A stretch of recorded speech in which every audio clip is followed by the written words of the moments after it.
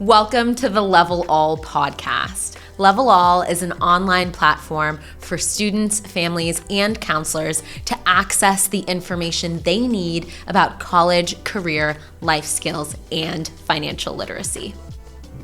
My name is Afiya Johnson-Thornton, former admissions officer, education researcher, and current Associate Director of College Content here at Level All. Today's topic is being deferred, what you need to know. We'll be covering what it is, why it happens, and what to do about it. So what does it mean? Here's the short version. Your time in the college's application pool isn't over.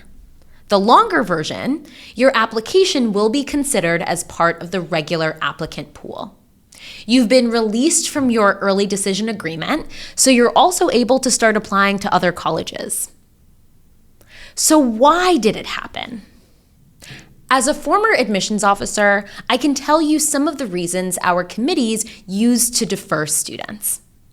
One reason could be that we need more information to make a decision about your application, such as senior year first semester grades.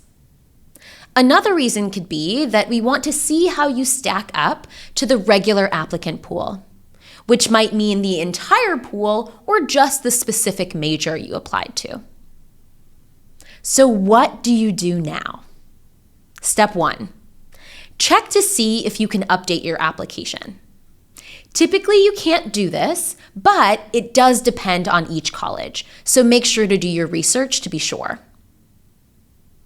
This might include the option to send an additional letter of recommendation. This may also include an additional opportunity to interview in some cases. You should also encourage your high school counselor to send updated grades for you.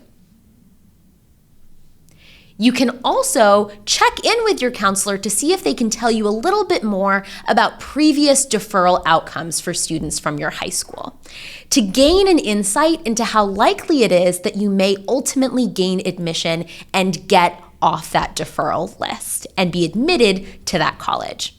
See if your high school counselor has any insights they might be able to share. Step 2. Send the college a letter of continued interest. This is so important. This is a must do. Here are a few of the things that it should include. It should include updates on your involvement in extracurriculars. Try to tie those updates to why you'd be a great fit for the school.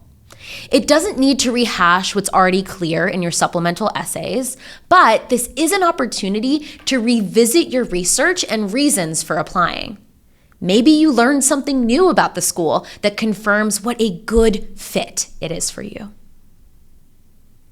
You should make sure to send this letter by either January 1st or the deadline the college provides. If you're wondering how to get started, we have a template for how to build a strong letter on Level All. Step 3, again, apply to more schools. Get started on this ASAP. Remember, a deferral isn't a rejection, but you definitely need to play it safe and submit other applications. And if you've been planning the Level All way, you already have a list of colleges to apply to in regular decision. Thank you for listening. If you want to learn more about the college process, head to levelall.com and check out our collection, Navigate Your College Application Results.